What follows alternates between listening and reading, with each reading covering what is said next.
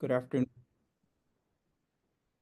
Good afternoon, and welcome to our first session that we'll be having for our managing the multi-level class. My name is Francisco Pinedo, and I will be your facilitator during the next couple of weeks on this course. So, as we are still admitting people to come in,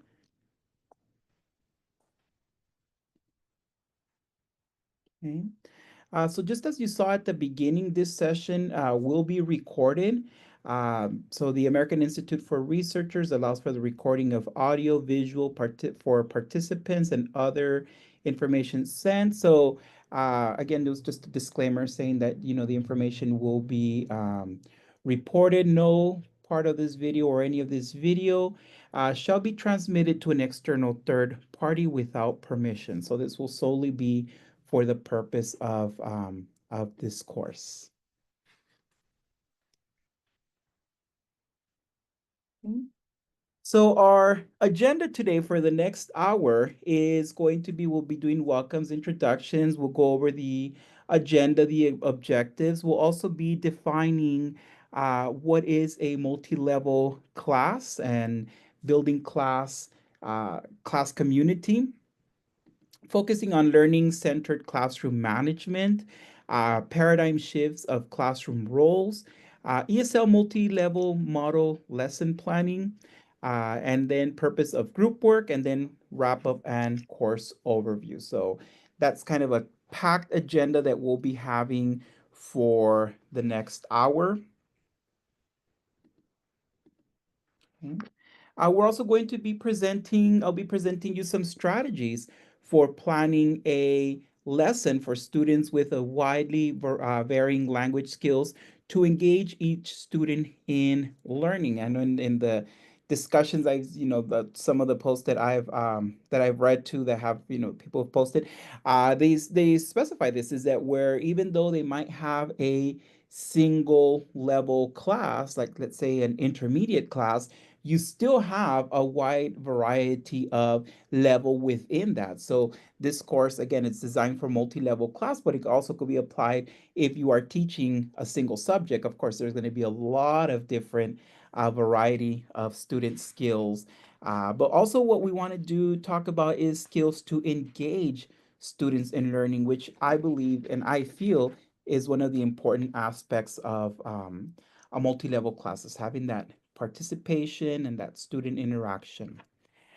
So, course expectations when we are talking about the week in for this course is it starts on Monday and it ends on Sunday. I know this week was kind of interesting. It did start on a Monday being a holiday. So I know some people might still be like a day behind or whatnot, but our week does end on Sunday. So, a good tip, and that way it will give me plenty of time to review work and reply to you, is if you could submit your work by Friday of that week. That way it gives enough time to respond when your colleagues have to respond, and for me to respond to you.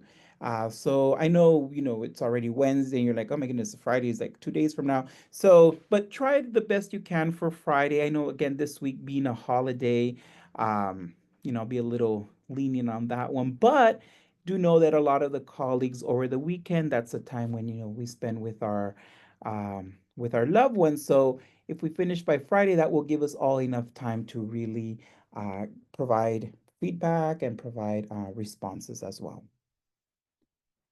Okay, so while we are, okay, huh. Okay, it looks like I'm having a little bit of issue here at school with our internet, but that slide is not being shown. So what this slide would say is that you also course expectations are to read and contribute to asynchronous online discussion at least twice each week. For example, this week was the introductions, and then you would respond to one of our participants or classmates here. Read the course material. There is some uh, quite a bit of readings. They're fairly easy reads, something that you won't take up too much of your time. And then also watch the videos when we get to that part, and then also listen to the podcast. So the podcasts are very interesting. And personally, when I took this course quite a few years ago, I really learned a lot from the video and the podcast because you're hearing it more from the teacher perspective. And then also completing the assignments, which are the discussion board questions, and then your final I call it final project. The final project, which would be a lesson plan that I'll talk about. Okay. Oh, there we go. So again, read and contribute to asynchronous and online discussion, read course material, watch the videos, listen to podcasts. I really recommend if you could do this like on a laptop versus a phone, because my experience has been with the phone, sometimes the video quality does diminish quite a bit. So just little rule of thumb. And complete the assignments. We talked about developing a multi-level ESL lesson. Also, we'll be looking at identifying resources for managing and teaching a multi-level ESL class, or just multi-level adult ed class in general. Develop solutions to the challenges presented by a multi-level class, and that's something again I've read a lot about in the discussion, where it seems that it's more challenging, but also there's a lot of rewards when teaching a multi-level class. And just a little bit of background on me, I've been an ESL instructor since 2004. Mainly have taught ESL. I've done a lot of multi-level ESL class. I am in my leadership position at my school, but I also teach in our evening in our evening program. So like my Monday Tuesday class is really a multi-level ESL class. So trust me when I say that when I am talking to you on these webinars, or interacting with you, is because I'm going through the same things that many of you are going through. Is like, how do I do this? How do I engage the students? So I'm practicing it as well. Been having about over 20 years of experience with it. So a lot of these strategies, with practice, really are helpful when we're talking about a multi-level class. Also developing solutions, as I said, to the challenges. And it's okay if we provide some challenges, and then that way, us, if you're, a seasoned teacher like myself, or a new teacher, and you have ideas how that could be solved, that's why we want that all that in the discussion board, so we all learn from each other. The objective of webinar also is to describe the value of building class community, which I feel is very, very, very important. Also, that way it fosters that sense of community. Describe the underlying principles of learner-centered classroom management. Describe the role of the instructor and learners in a multi-level ESL class. And I know you might be thinking, like, how, what do you mean describe the role? I'm the teacher. We're going to talk a little bit about that as well. Explore the ESL multi-level lesson planning with backwards design. I know if you are a newer teacher, this might be a very new concept to you, but if you've been in adult ed a few years, we've done a lot of there's been a lot of trainings and a lot of what we call the backward design. A lot of our textbooks that we use in the classroom, the lesson plans, or the lesson plan book, kind of has that backward design. Anyway, you might be doing it already without really knowing that it is backwards design.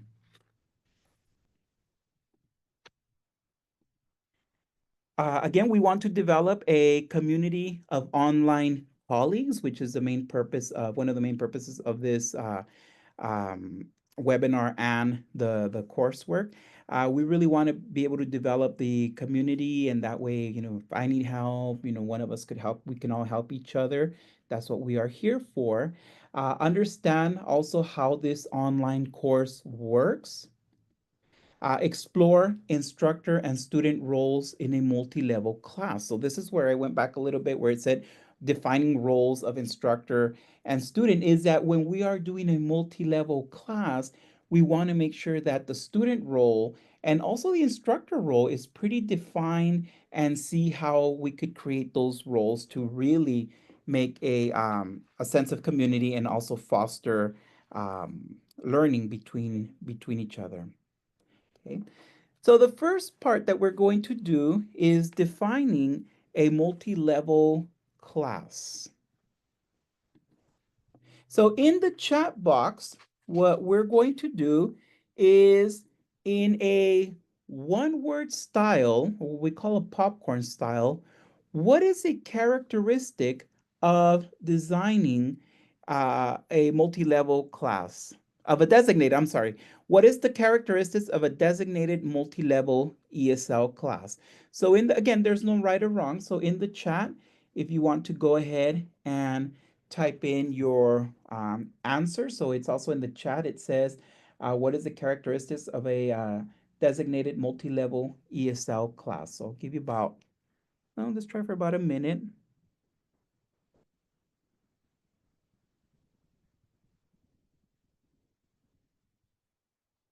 Okay, variety, varied, registered, good.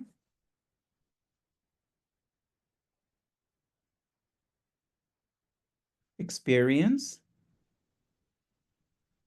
diversity, yes. Multi-level class consists of a group of people who function at different levels of the language being taught. Students that have different language levels, very good. One of the times, and it was very interesting, like for the past couple of years that I've done this webinar, like the first or second response is always chaotic. And I have to agree to some point. Sometimes it can be a little chaotic, but I really like how here we say varied. It's varied, there's a variety. Diversity, I think that is so important that we accept that there's going to be a lot of diversity within students' cultures and language and everything, and embracing all that variety and diversity and different levels and different language levels as well, I think is really important. So thank you. Those were great responses.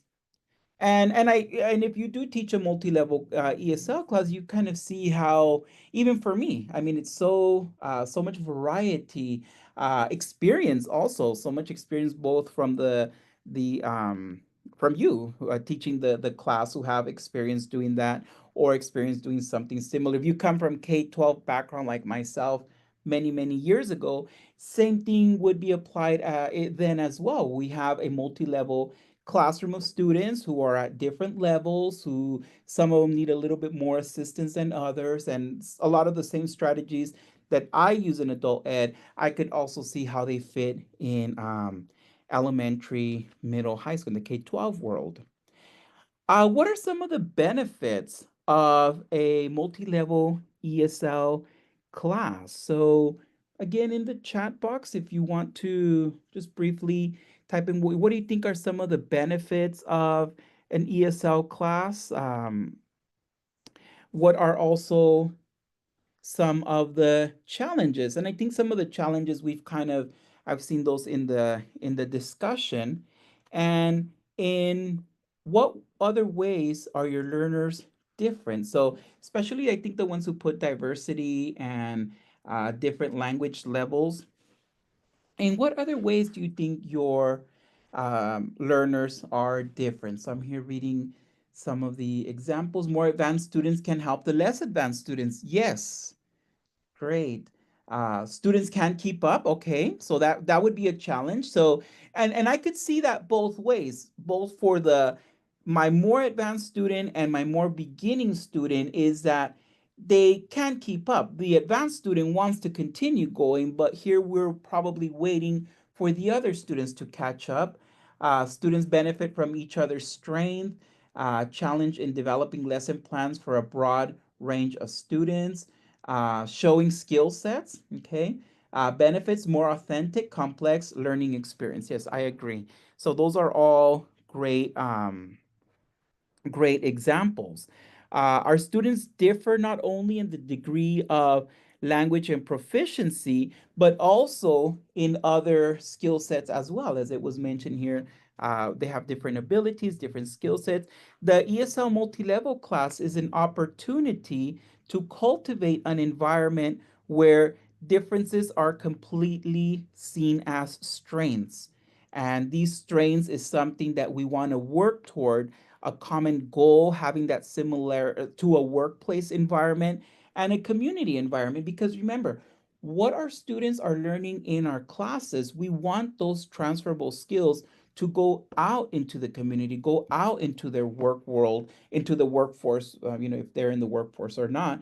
But some of these things are going to be taught here in our classes. That's why diversity and also understanding that there's different degrees of student learning skills is all great to embrace. So I see when more students don't feel that lessons are idea for their particular level, again, that could happen both at the beginning and also at the advanced level. So next, we're going to be talking about class community. So, and many times we see this. We start off with students who register for the class. You get your roster even before day one, and you pretty much have a full class of whatever it's capped on. But one way to keep that class engaged and that class persistence high is by having a community, having that sense of community where the student is going to feel comfortable in taking risks, where the student is going to feel that, uh, particularly in a multi-level class, there's going to be students who are going to be very advanced, and you're going to have students that are very, very basic, maybe even pre-literacy, but establishing that sense of community is very important. So the more students get to know of one another, that's going to help build that community. It will start helping them build those little support networks that many times our adult learners really need. And like it was said before in one of the when one of the questions was posed is where students can benefit from learning from each other or helping each other. So that's one of the importance of having a class community. So here I'll give you about a minute to read both of the um, quotes that we have here from Jamie Adelstein Goldstein and from Leonor Baliro. So go ahead and let me see here. Give you about a quick minute to read the different quotes that we have here on the slide.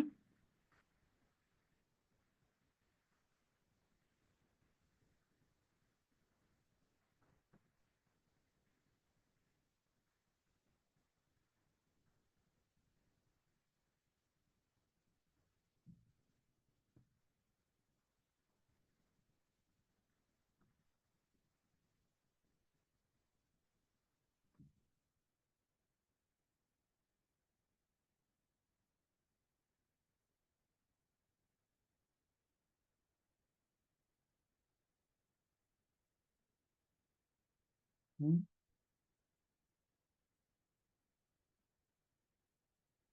So again, by building class community is one way to foster a class environment which is rich and where the student feels welcome, the student feels respected, and the student feels valued. Those are the three key components to retaining your students in your classroom. And it is our job as teachers, to model that with our students and to, like it says here, by naming and talking openly about differences, is where you're going to really, as it says here, exploit the richnesses inherited in those differences. A primary example of this, and it kind of is always the same pattern that I'm seeing, and especially in ESL, is that my more advanced students are typically my more seasoned students, and my more beginning level students are my younger students. So sometimes it's really difficult, to have them connect because you've had a student who's been in our ESL program for many years and one who's a newcomer to our country. But when we start talking about differences, I might have my more advanced student who is able to speak more eloquently, be able to read, and then I have my beginning level student who's very tech savvy, and we use a technology in the classroom. So here you have a newer student helping a seasoned student with technology, not only with technology, but they're practicing speaking, they're getting to know each other, and then they start realizing who is it that I can count on if I need help with technology, if I need help with listening and speaking. So that would be one of the ways how we can talk about how we can really benefit from a multi-level class. So in the chat here, we have a prompt that says, how do you build class community so that each learner feels welcome and respected and valued? So I'll give you here maybe a minute or two to talk about how. There we go. I'm sorry. So here we have, and now that you have seen these other ideas in the chat, what is one idea? Oops, I'm so sorry. I think I jumped a little bit too much. So again, how do you, what are ways that you foster community? Give one or two examples. So openly talk about difficult when students speak different languages. Struggling with that in my, okay, my four-person class.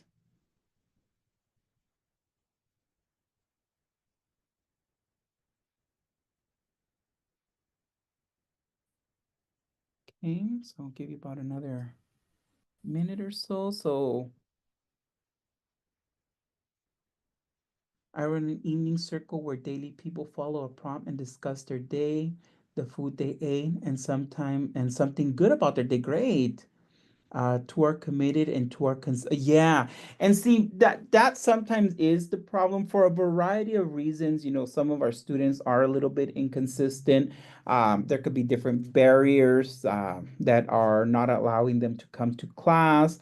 And then again, you know, sometimes that happens if I've noticed a student hasn't been coming to class, and I know that my group of students, you know, they'll notice that, and then they'll, whomever is friends with that person will text them and be like, "Hey, is everything okay? Like, we miss you. When are you coming back?" And then usually we would see them in the classroom, maybe the next class time, and they try to explain why. And I'm like, "Oh," I just say, I'm glad you're back. You know, you could go ahead and continue where you picked off, pretty much. I learned my students' names right away. Yes, that's very important. That's something that, for coming from elementary background, is one of my rule of thumbs, that I always learn my students' name, greeted them every day by name when they arrive in class, no matter what time. And I think that one is a great, great example, is that sometimes our students, it's maybe 10 minutes after the hour and they kind of walk in and they're like being the center of attention. I always greet them like, "Hey, welcome, Maria, your seat's waiting for you," or something like that in that regard. Or sometimes if I'm in the lesson, I just kind of nod and or wave at them, and they know, you come in, you want to greet them. Um, have introduction activities, learn their names, try to create pair work and groups. I asked them how they feel at the beginning of class. I noticed a student not coming to class. I asked the student about them or contact them. Yes. We learn about each other's cultures. Yes, that yeah, that's important when we're talking about building community. That's something that we want to also respect and value their culture. Names could be challenging with Vietnamese. They all have very similar names. We have a lot of Arabic speaking students here in Soledad, and sometimes I can't pronounce them. So I always tell them, "I'm so sorry if I am mispronouncing your name, but can you please teach me how to say your name?" That makes the student feel so valued, that the teacher wants to take the time to learn how to pronounce my name. And I always tell my student, if I mispronounce your name, please correct me. I'm one of those people. If I learn to say one thing and I'm saying it incorrectly, guess what? I'm always going to pronounce it incorrectly regardless. That's just the type of learner that I am. So I always tell that to my student. It's like, if I'm mispronouncing your name and you don't correct me, it's going to stay here registered that that's the way your name is pronounced. So please, please, please, help me pronounce your name. And they're so, so grateful for that because it's giving them that, they're valuing me as a student, as an adult. On the first day of the week, I recognize students who attend class every day. Yes, recognition. That's a great way. We do something very similar to that. Who completed their assignments. We also do, after testing, if they've gone up an NRS level, we also acknowledge them, and we do a lot of things like certificates. Every 2 months we have a little celebration of whose birthday was the previous month and the next month. So all that building community is very, very important because it's gonna want them to keep coming back because sometimes we don't know their living situation, and sometimes school is their only safe place where they could really be there and feel safe and secure. And we want to foster that. We want to really foster that because two things: they're in a safe place and they're also learning. So it's a win-win for all. Next, we're going to transition into learning-centered classroom management. And you might think, adult ed, classroom management, that's something we would talk about if I'm teaching K-12, but it really does work. And my students love it so much is that, we have different things for different classroom management. So, and the reason is because when we have learner-centered, not teacher-centered, okay? Because again, I come from K-12 many, many decades, 2 decades ago to be precise, where I was the one who set the rules, who set the consequences, who said this. It was me, me, me. When it's learner-centered, you're letting your students, you're empowering your students by letting them take responsibility and ownership of the class through student-centered classroom management. It becomes their class, not my class. I always had at the door, welcome, always said, welcome to F. Pinedo's class. I changed that, after years ago of doing this workshop where it said, welcome to your class, because they felt, oh, they're going into his class, it's his rules, it's his expectations. But when I changed it to welcome to your class, it was so, the students were like, wow, like, what do you mean our class? I'm like, yeah, it's your class, so you're going to determine a lot of things in there. It's going to be your say, not really my say. So when we're talking about classroom learning, learning-centered classroom management, we're talking about classroom roles and responsibilities. It gives learner the sense of ownership of their class. It provides learners with opportunities for authentic language practice and those soft skills of workplace skills that can be transferred over. It frees up the instructor to focus more on actual instruction than just housekeeping things. So one of the things is, for example, I have jobs in the classroom. So I have my two technology monitors. So if there's a new student that comes in, right away they direct the student to get their device, how to log in, if we're using, Zoom. Sometimes we use Zoom in the classroom if we're having like a meeting or something or a presentation, I'm sorry. They're the ones who help the student on board with the technology piece to what we're doing, because that way I could still keep teaching and I have my two helpers over here helping the new student. I have an attendance monitor who makes sure they count the students at the beginning of class, midway, ends of class, and making sure that everybody signed in. Gently reminds people if they haven't signed in to please sign in.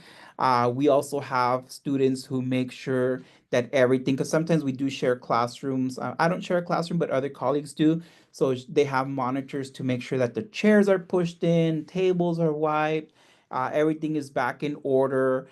We have other monitors if for the class where we share, like our high set class that shares, we have a classroom set of books that all the books are put in order, all the textbooks or the workbooks, everything's put away. So having those type of responsibilities really is something that is going to be transferred over when the student goes into the job. We also have a telephone monitor.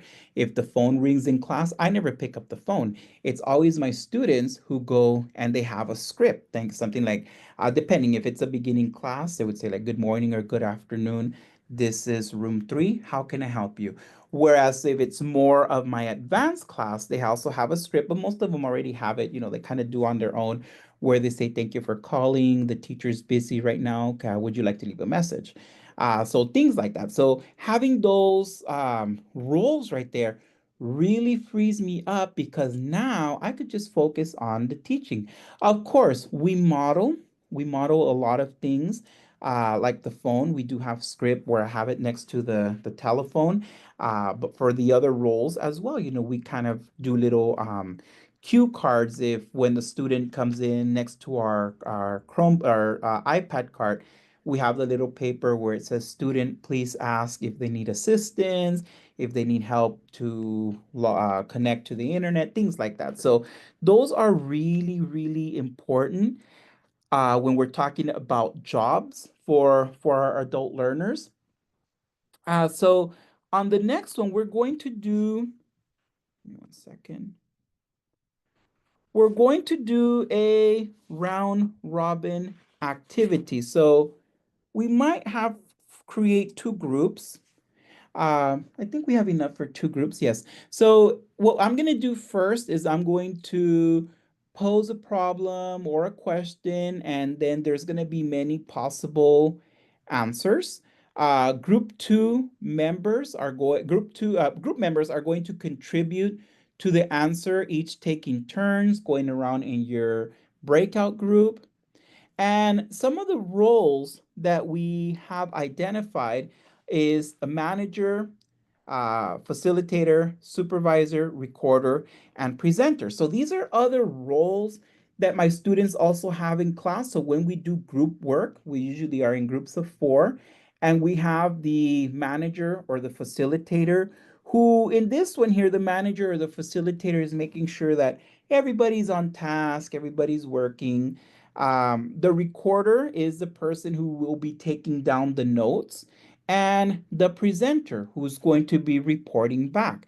So usually, I also have a timekeeper. Usually my timekeeper job would be I would assign it to my lower level student.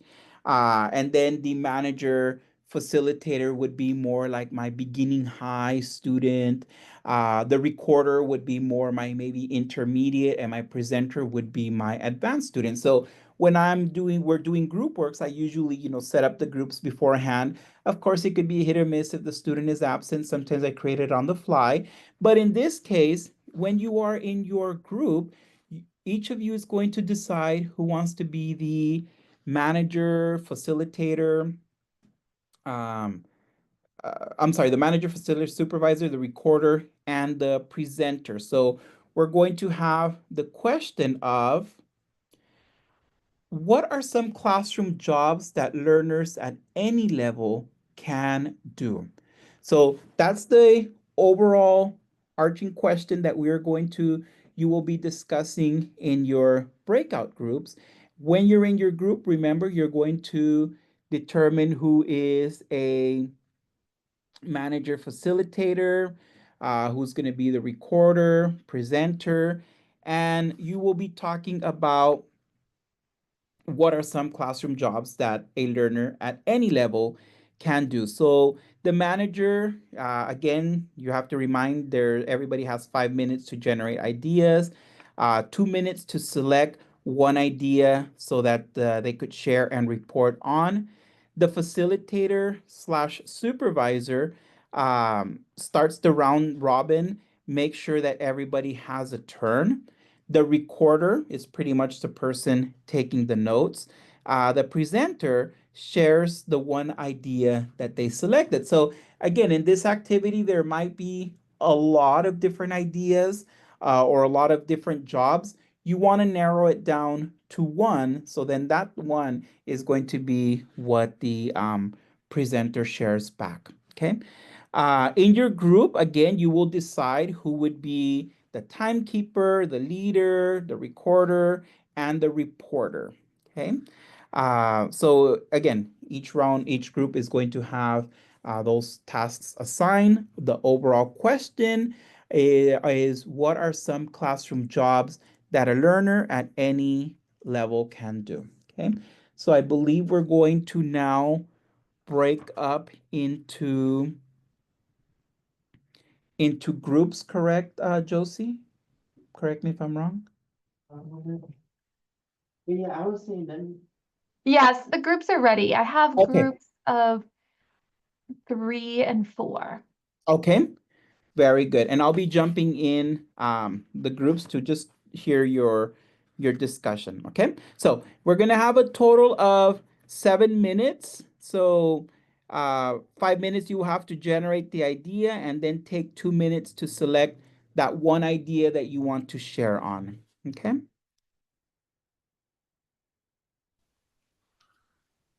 Well, that was a lot of great discussion. I was able to jump on. Whoops. Sorry, I'm working on two devices here. Give me 1 second. There we go. So I was hearing a lot of great conversations from having large groups of students to having very small groups of students, and how in each one we could definitely have jobs assigned. Um, Give me 1 second here. Sorry. I'm used to working on this computer that has my dual monitor, but it decided to, after the 3-day weekend, not to function well. So I'm working on my laptop, so I'm used to having larger real estate in my laptop, so a little bit smaller. But let's debrief as a whole group. So what were some experiences that participants already have that do in the classroom, or what are some of the ideas that were generated? So maybe from group one. So I'm not going to go in order. I kind of going to do it based on the order that I was in, which I started in group. So let's start with group one. The reporter from group one, what was your job that you talked about that each, somebody could do at any level? Are you talking about group 1 or group? We were group 3, Oh, but I'm you were sorry. with Yeah, us I'll initially. start with group three. I'm so Okay, sorry. that's okay. Dominique had a great idea that a student can their role can be to write the date Yes. on the board every day and maybe even the weather. So, That is a great job. I couple weeks ago, about 3 months ago, I had rotator cuff surgery, so I still can't reach the top of the board. So I depend on that person to put the name on the date, and then also any other information that I need them to, because my board's pretty high. So yes, that's a perfect one, the one that I had to do because of my situation. Thank you. Group four. I jump to group four next.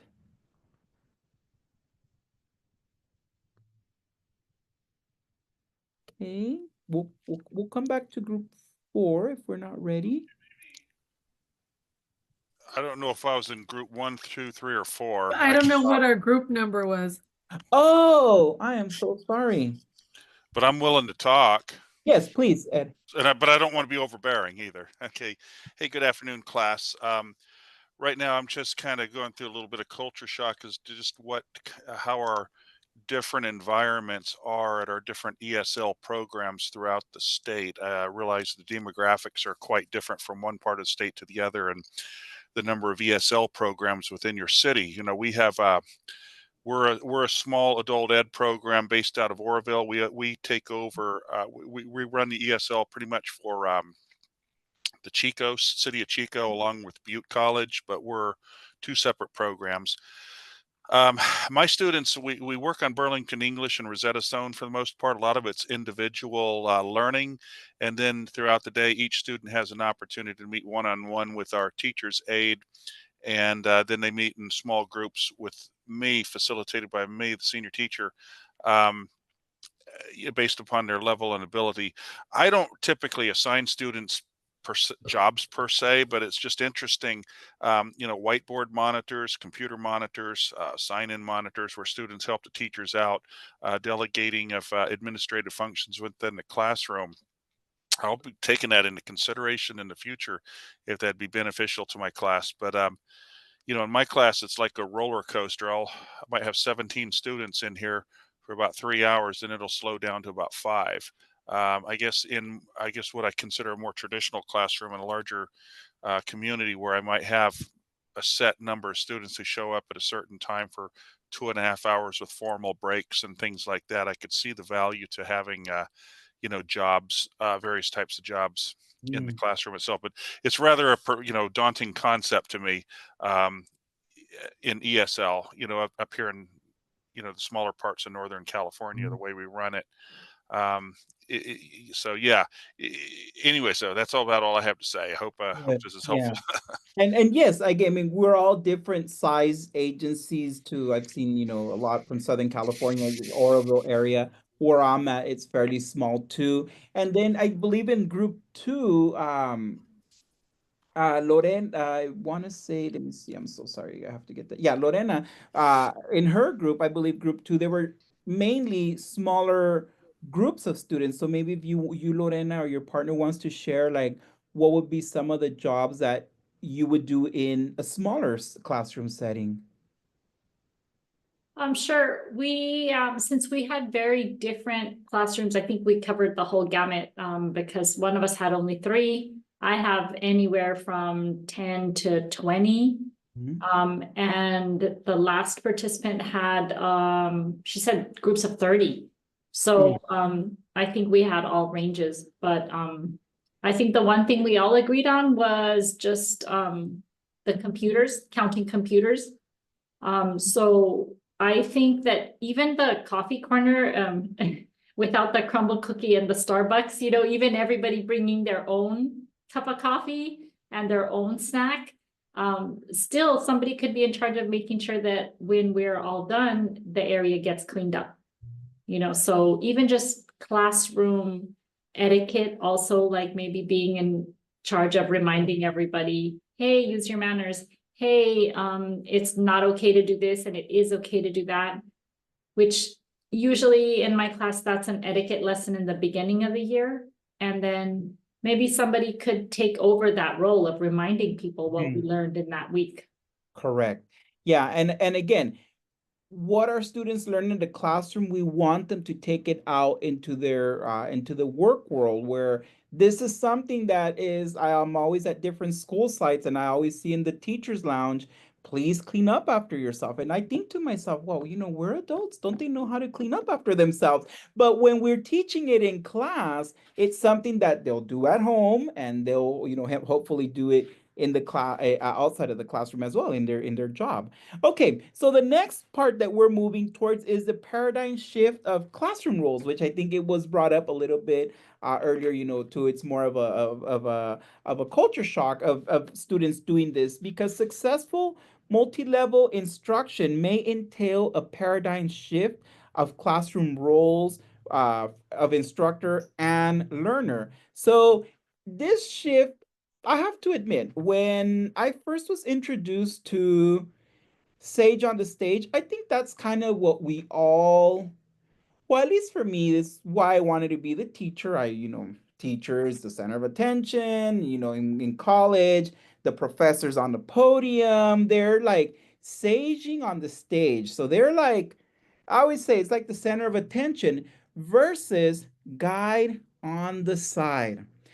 So for me, one of my shifts was I went from saging on the stage, from being the quote unquote superstar, to being more of the guide on the side. What that entails is that in this type of role, I do my instruction, but then I let my students practice what they have learned. Or when I say talk about more of guiding on the side or guide on the side, is I am more of being a facilitator more than a teacher. So it's giving the students more opportunity to learn from one another because research has shown that students learn more from their peers.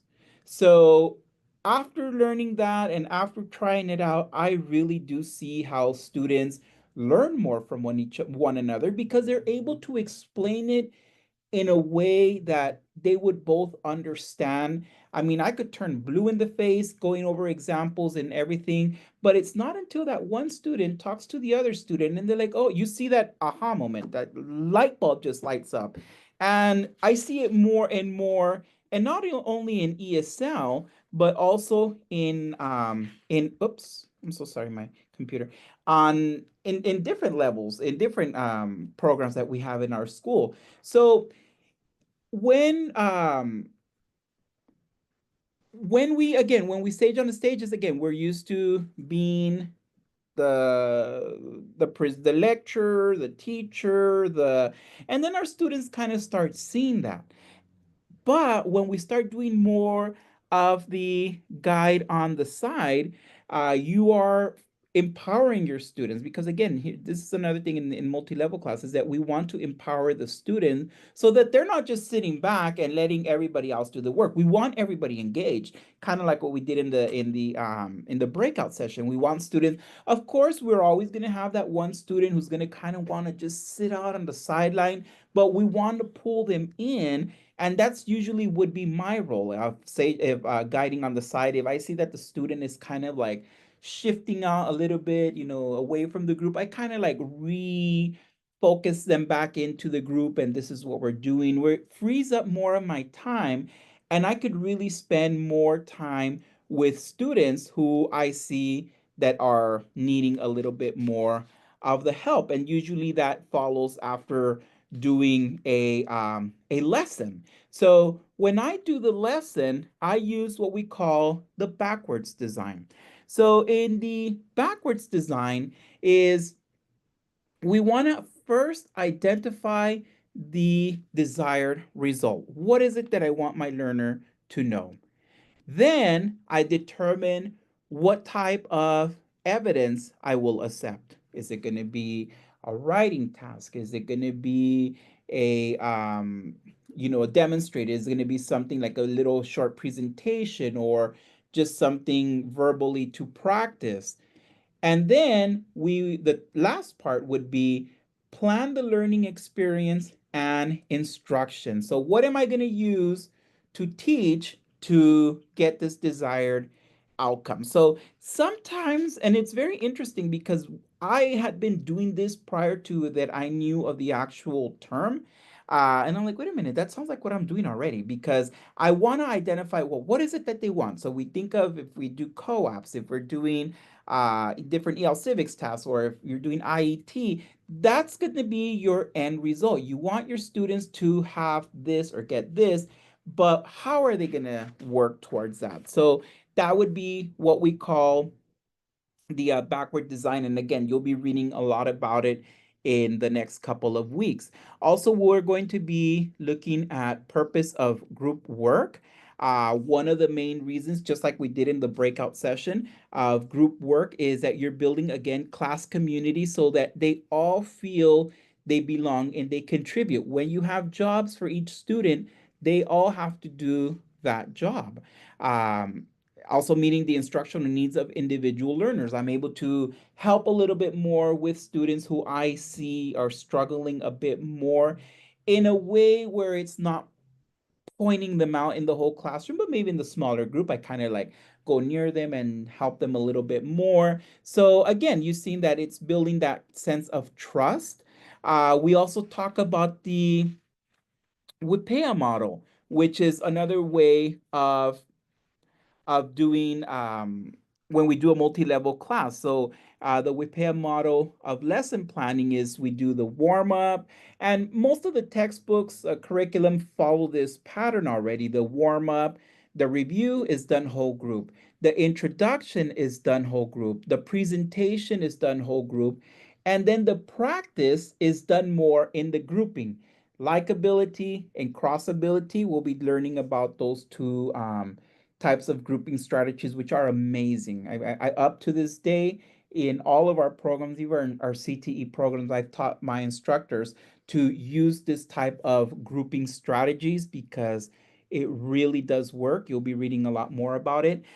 The evaluation, how are you going to evaluate what they learn? If it's an ESL class, is it going to be in the form of a writing activity? Is it going to be in the form of a small presentation or just oral communication? And then the application, how are you going to apply what you learn? This is something that we'll do again as a whole group. So that's also another thing that you will be learning about. Going over the course overview, week one this week, you will be the virtual workroom for ESL instruction by Jamie Adelstein Goldstein. So you might know her. She has a lot of textbooks, things like that for ESL. The podcast you will be listening to is called All the Madness, All the Magic, which kind of goes to the beginning of the hour when we talked about how a multi-level class could be.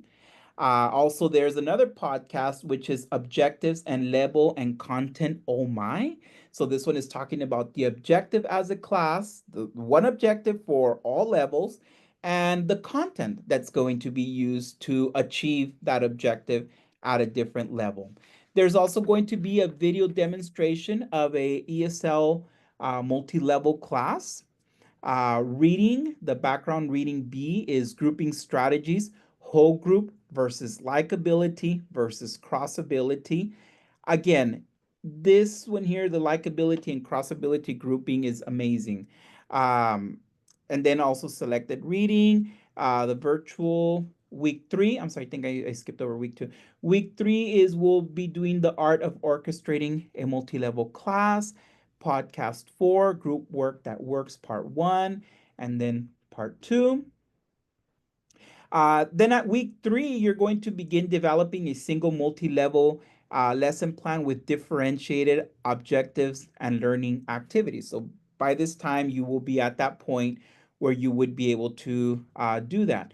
Week four, once we post our work, we'll give feedback to our colleagues, reflect, provide solutions to address challenges facing multi-level instructors.